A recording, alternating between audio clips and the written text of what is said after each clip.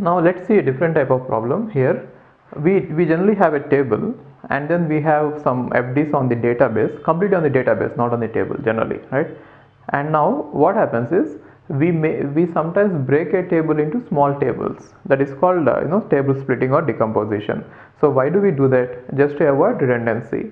And after breaking the table into smaller tables, what we want is what could be the candidate key for this smaller table. This is one such example. Let us say the universal table. Universal table means set of all attributes. That is where we start with.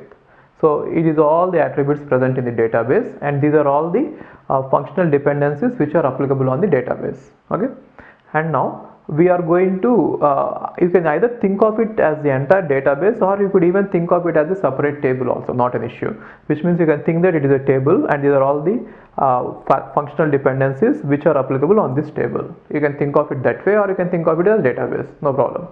Now we are going to split this big table into small tables, and one of the small table is containing BCD. Now the question is, on this small table, what could be the candidate key? That is the question, right? So if this is the small table BCD, right, what could be the candidate key? Now earlier what we did was we have taken the functional dependencies and we observed the right hand side and we have seen what is missing and we went that way, right? But here we should not go in that manner, because we don't need all the attributes. In this case, A is not required. Therefore, we shall go in the other way.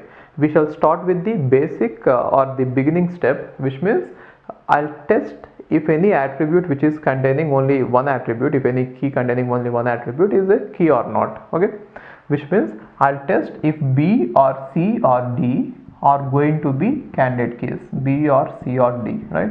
Then what do I get for B plus? I get only B from these functional dependencies. What about C plus? I get only C. What about D plus? I get D as well as A.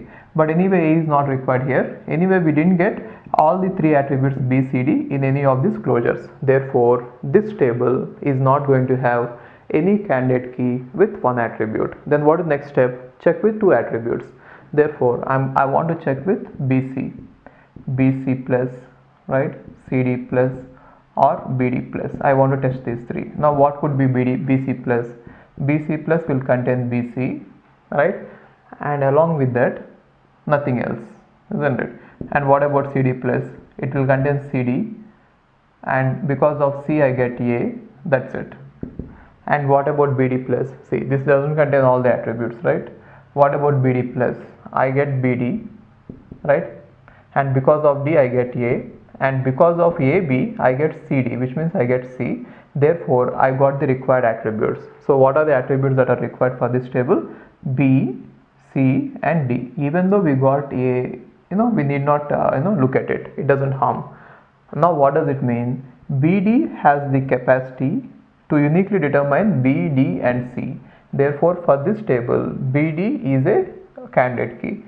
So this is an examined set of all attributes containing two attributes. Now what about three attributes? Which means I might have to even examine BCD. If I examine BCD, BCD is going to contain two attributes which are BD, right? So these two attributes are already candidate key. Therefore this combination can never be a candidate key. It is a super key, right? So only BD is eligible to be candidate key for this table BCD, right? So this is the answer. So for this table we are going to make BD as a candidate key. Okay.